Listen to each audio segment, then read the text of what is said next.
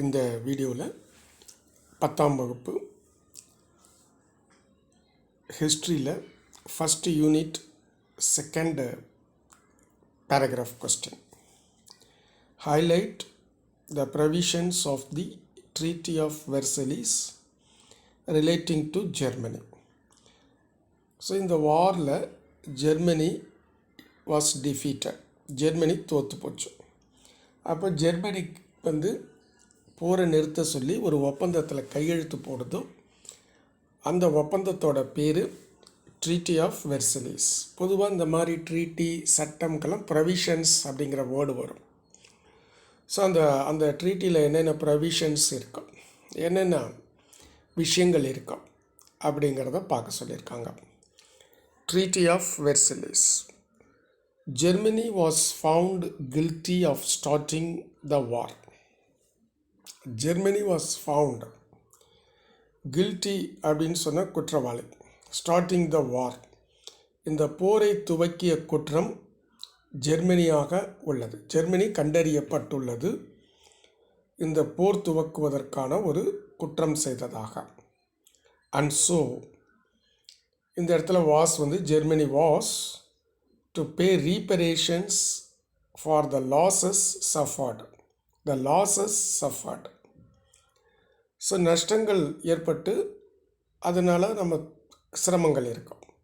So அதற்காக for அதற்காக was to pay ரீபரேஷன், போர் நஷ்ட ஈடு கொடுக்க வேண்டும் ஜெர்மனி. அது நஷ்டத்தினால் ஏற்பட்ட சிரமங்களுக்காக ஜெர்மனி போர் செலவுகளை தர வேண்டும், டு பே தர வேண்டும் அப்படிங்கிறது முதல் ப்ரொவிஷன். திருப்பி படிக்கிறேன், கவனிங்க. Germany was found guilty of starting the war and so was to pay reparations for the losses suffered. நான் படிக்கிற மாதிரி எல்லா கொஸ்டினும் படிச்சிங்கன்னா என்ன ஃபாலோ பண்ணி படித்தா நிச்சயமாக மார்க் வாங்கலாம். All central powers were directed to pay war indemnity. War indemnity, indemnity அப்படின்னாலும் போர் நஷ்ட ஈடு. சரியா? போரில் ஏற்பட்ட நஷ்டங்களை பே பண்ண வேண்டும், கொடுக்க வேண்டும் என்று all the central powers were directed. டைரக்டட்னா வழிகாட்டப்பட்டது அல்லது அறிவுறுத்தப்பட்டிருக்கிறது. அனைத்து ஜெர்மனியுடன் யாரெல்லாம் அலையன்ஸ் வைத்திருந்தார்களோ அவர்களெல்லாம் சென்ட்ரல் பவர்ஸ், ஜெர்மனி நாட்டோடு கூட்டணி வைத்து போரில் ஈடுபட்ட அனைவரையும் இது மாதிரி வார் இண்டிமினிட்டி பே பண்ண வேண்டும் என்று அறிவுறுத்தப்பட்டிருக்கிறது. All central powers were directed to pay war indemnity. The German army was to be limited to 1 lakh men. So இதெல்லாம் ஒரு நாட்டை நம்ம ரொம்ப மதிக்காமல் இருந்தால் தான் இந்த மாதிரி ஒரு ப்ரொவிஷன் செய்வாங்க. அந்த நாட்டு இராணுவம் 1,00,000 உள்ளே தான் இருக்க வேண்டும். இராணுவத்தில் வீரர்களுடைய எண்ணிக்கை 1,00,000 இருக்க வேண்டும் என்று கூறப்படுகிறது. அதை ஜெர்மனி ஏற்றுக்கொள்கிறது. The German army was to be limited to 1 lakh men. Limited அப்படின்னு சொன்னால் எல்லை. ஸோ வரம்பு 1,00,000 பேர் தான் அப்படின்னு ஒரு வரம்பு வைக்கிறாங்க. அதுதான் limited. Was to be limited. A small navy was allowed. Navy அப்படின்னா கப்பற்படை. சிறிய கப்பற்படை அனுமதிக்கப்படுகின்றது. சரியா? இந்த 3 ஒரு தடவை படித்து பார்த்துக்கோங்க, திருப்பி சொல்லி பார்த்துக்கோங்க, எழுதி பாருங்கள். எழுதி பார்க்குறது நல்லது. The union of Austria and Germany was forbidden. So ஜெர்மனியும் ஆஸ்ட்ரியாவும் சேர்ந்து தான் போர் உருவானது. ஆகையினால் ஜெர்மனியும் ஆஸ்ட்ரியாவும் இணைவதை தடை செய்யப்பட்டுள்ளது. ஃபர்பிடன் அப்படின்னா தடை. எல்லாமே பேசிவ் வாய்ஸில் இருக்கும். The Union of Austria and Germany was forbidden. நாடுகளை நல்லா மனசில் வச்சுக்கோங்க. All German colonies became mandated territories. Under the league of Nations.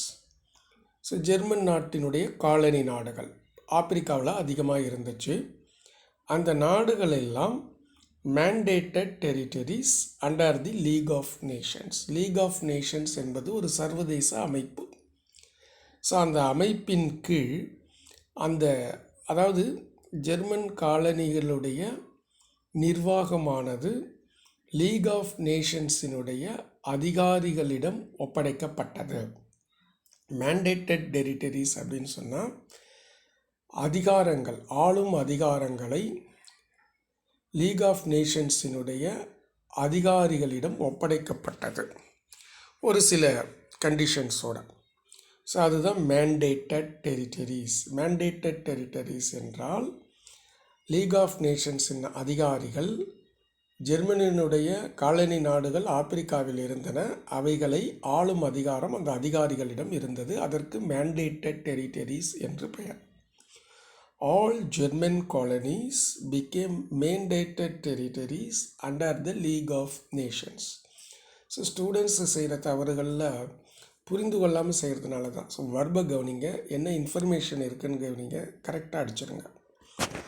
அடுத்தது, Germany was forced to revoke the treaty of Brest-Litovsk with Russia and Bucharest, Bulgaria. So Germany கட்டாயப்படுத்தப்பட்டதுங்கிறதுக்கு was ஃபோர்ஸ்டுங்கிறது கட்டாயப்படுத்தப்பட்டது. இங்கே passive வாய்ஸில் இருக்கிறதுனால Germany was forced to revoke the treaty of Brest-Litovsk. So Brest-Litovsk என்கின்ற ஒரு ஒப்பந்தம், அதை பின்பற்ற வேண்டும் என்று கட்டாயப்படுத்தப்பட்டது. அந்த ஒப்பந்தம் ரஷ்யாவுடன். அதே மாதிரி புச்சாரெஸ்ட் என்றொரு ஒப்பந்தம், அது பல்கேரியாவுடன். ஸோ 2 ஒப்பந்தங்களும் ஜெர்மனி பின்பற்றுவதற்கு கட்டாயப்படுத்தப்பட்டது. Alsace and Lorraine was returned to France. ஃப்ரான்ஸோட முக்கியமான விஷயமே அதுதான். அல்சாஸ் லொரைன் என்ற பகுதிகள் அது ஃப்ரான்ஸின் பகுதிகள். போரிலே அது ஜெர்மனியிடம் இழந்தது. இந்த முதல் உலகப் போருக்கு பிறகு அந்த பகுதிகள் மீண்டும் ஃப்ரான்ஸிடம் ஜெர்மனி ஒப்படைத்தது. Alsace and Lorraine was returned to France. ரொம்ப ஈஸியான கேள்வி. படிங்க, படிச்சுட்டு எழுதி பாருங்கள், நீங்களே திருத்துங்க. மிஸ்டேக் வந்ததுன்னா கரெக்ஷன் பண்ணுங்கள். இன்ட்ரெஸ்டாக படிங்க, திரும்பி ஒரு தடவை எழுதி பாருங்கள். இப்போது அடுத்த கொஸ்டினுக்கு போகலாம். Estimate the work done by the League of Nations, pointing out the reasons for its failure. நமக்கு ஆக்டிவிட்டீஸ் ஆஃப் த லீக் மட்டும்தான் இருக்குது. ஃபெயில்யூர் அப்படிங்கிறது இல்லை. ஏன்னா லீகோட செயல்பாடுகள் மட்டும்தான் நமக்கு கேட்டிருக்கிறாங்க. அதை மட்டும் நான் சொல்கிறேன். இந்த ஃபெயில்யூர் தேவையில்லை நமக்கு. சரியா?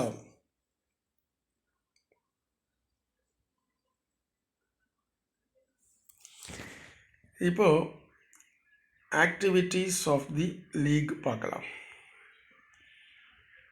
இந்த estimate the work done by the league of nations அல்லது estimate the activities of the league, அப்படி தான் கொஸ்டின் இருக்குது.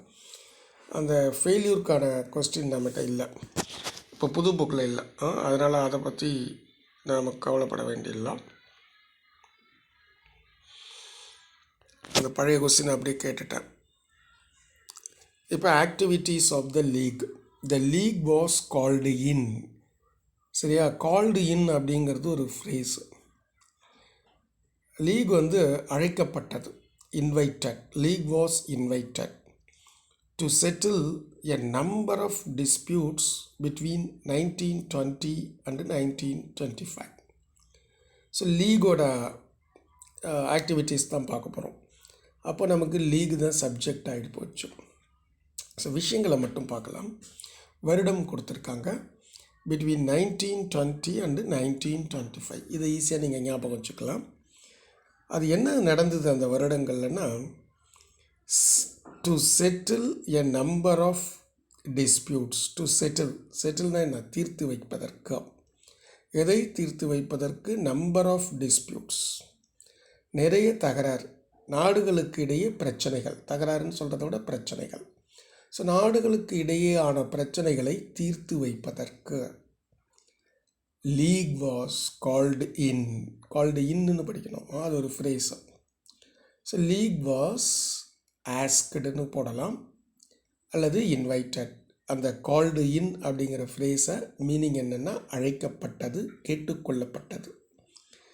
League was called in, league கேட்டுக்கொள்ளப்பட்டது நிறைய டிஸ்பியூட்ஸ், பிரச்சனைகளை தீர்த்து வைப்பதற்கு. காலகட்டம் 1920 and 1925. So the league was called in to settle a number of disputes between 1920 and 25. So league was successful in 3 issues. 3 பிரச்சனைகளில் league was successful. In 1920, a dispute arose between Sweden and Finland over the sovereignty of Åland Islands. 1920 அந்த வருஷத்தில் ஒரு dispute அரோஸ்னா எழுந்தது. யார் யாருக்கு நடுவில்னா Sweden and Finland, between Sweden and Finland. எதன் மீது? Over the sovereignty of Aland islands. Aland ஐலாண்ட்ஸ்னு ஒரு ஐலாண்ட்ஸ், தீவுகள். அது யாருக்கு சேர்ந்தது அந்த தீவு? சாவர்ஜினிட்டினா அந்த நாட்டினுடைய இறையாண்மை. அது எந்த நாட்டின் சட்டத்திற்கு உட்பட்டது, எந்த நாட்டுக்கு சேர்ந்தது அப்படிங்கிற ஒரு தகராறு. சரியா? In 1920 a dispute arose between Sweden and Finland. Sweden அப்படிங்கிறது ஒரு யூரோப்பியன் கண்ட்ரி, ஃபின்லாண்டு ஒரு யூரோப்பியன் கண்ட்ரி. ஸோ அவர்களுக்கு எதில் தகராறுன்னா over the sovereignty of Aland islands. League என்ன முடிவெடுத்தது? The league ruled that the island should go to Finland. So அந்த island ஃபின்லாண்டுக்கு போக வேண்டும் என்று லீக் கட்டளையிட்டது. த லீக் ரூல்டு that the islands should go to Finland. அடுத்தது next year the league was asked to settle the frontier between Poland and Germany in Upper Silesia, which was successfully resolved. So 1920க்கு அடுத்த வருஷம் the league was asked, league கேட்டுக்கொள்ளப்பட்டது, to settle the frontier. Frontier அப்படின்னா எல்லை பிரச்சனை. To settle frontier டிஸ்பியூட்னு சேர்த்துக்கோங்க. Frontier அல்லது புக்கை பார்க்கணும். ஃப்ரண்டியர் பிட்வீன், ஃப்ரண்டியர் அப்படின்னா எல்லை, ஒரு நாட்டினுடைய எல்லை. 2 நாட்டுகளுக்கும் எல்லை பிரச்சனை. போலாண்டுக்கும் ஜெர்மனிக்கும் எல்லை பிரச்சனை. அதை தீர்ப்பதற்கு லீக் கேட்டுக்கொள்ளப்பட்டது. ஸோ எல்லை பிரச்சனை எந்த இடத்துல அப்படின்னு கேட்டிங்கன்னா அப்பர் சிலீஷியா. அப்பர் சிலீஷியா என்ற இடத்துல எல்லை பிரச்சனை 2 நாடுகள் போலண்டுக்கும் ஜெர்மனிக்கும். அதை தீர்த்து வைப்பதற்கு லீக் அழைக்கப்பட்டது. Which was successfully resolved. ரிசால்வ்டுனா தீர்வு காணப்பட்டது, வெற்றிகரமாக தீர்வு காணப்பட்டது. The dispute was between Greece and Bulgaria in 1925. So இன்னொரு டிஸ்பியூட் கிரீஸ்க்கும் பல்கேரியாவுக்கும் 1925. ஸோ அது என்னாச்சுன்னு பார்க்கலாம். Greece invaded Bulgaria and league ordered a ceasefire. கிரீஸ்னு ஒரு நாடு, அது பல்கேரியாவிடம் போர் தொடுத்தது. இன்வேடட் பல்கேரியா, ரொம்ப சிம்பிளாக இருக்கும்.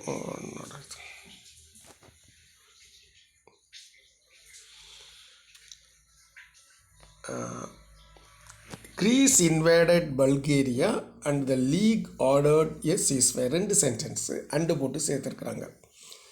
கிரீஸ் பல்கேரியா மீது போர் தொடுத்தது, அதுக்கு Greece invaded Bulgaria. League ordered a ceasefire. சீஸ்ஃபயர்னா போரை நிறுத்து அப்படின்னு லீக் உத்தரவிட்டது. After investigation. ஸோ ஒரு இது நடந்துச்சு. என்னென்ன யார் மீது தப்பு இருக்குன்னு ஒரு ஆய்வு நடந்துச்சு, ஒரு இன்வெஸ்டிகேஷன் நடந்துச்சு. It blamed Greece. ஸோ இட்டுங்கிறது லீக் ஆஃப் நேஷன்ஸ். லீக் என்ன பண்ணுச்சு, கிரீஸ் தான் தவறு செய்திருக்குன்னு புரிஞ்சுக்கிச்சு. It blamed Greece and decided that Greece was to pay reparation. So அதனால் ஒரு முடிவெடுத்தது, கிரீஸ் நாடு தான் இந்த நஷ்ட ஈடு கொடுக்க வேண்டும். Greece was to pay reparation. சரியா? அடுத்தது இதெல்லாம் படிச்சுக்கோங்க, இது வரைக்கும் படிச்சுக்கோங்க ஒரு ட்ரிப்பை. By signing the league had been successful until signing the Locarno Treaty in 1925. League வெற்றிகரமாக இருந்தது எதுவரை, அன்டில்னா அதுவரை. சரியா? the league had been successful, league வெற்றிகரமாக இருந்தது until signing of Locarno Treaty in 1925. So 1925 Locarno treaty கையெழுத்திடும் வரையில், வரையில்ங்கிறதுக்கு தான் அன்டில், கையெழுத்திடுகின்ற வரையில் லீக் வெற்றிகரமாக இருந்தது. அதுக்கு பிறகு வெற்றி அவ்வளவா இல்லை. By signing the treaty of Locarno in 1925. So 1925 இந்த லொகார்னோ ட்ரீட்டியில் கையெழுத்திட்டதன் மூலமாக, ஸோ பை சைனிங் அப்படின்னா மூலமாக, கையெழுத்திட்டதின் மூலமாக. By signing the treaty of Locarno in 1925. 1925 Locarno ட்ரீட்டியில் கையெழுத்திட்டதன் மூலமாக, மூலமாகங்கிறதுக்கு by, Germany, France, Belgium, Great Britain and Italy. So 5 நாடுகள். இதெல்லாம் நம்ம மேப்பில் பார்க்கலாம்.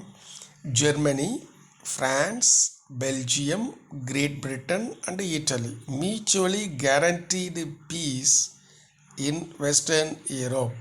இந்த ட்ரீட்டியில் என்ன சொல்லி கையெழுத்து போட்டாங்கன்னா, 5 நாடுகளும் ஒரு பரஸ்பரம், மியூச்சுவலினா பரஸ்பரம், அமைதிக்கு உத்தரவாதம், வெஸ்டர்ன் யூரோப்பில் அமைதிக்கு உத்தரவாதம் தருவதாக, உத்தரவாதம் அளிப்பதாக பரஸ்பரம் கையெழுத்து இட்டார்கள்.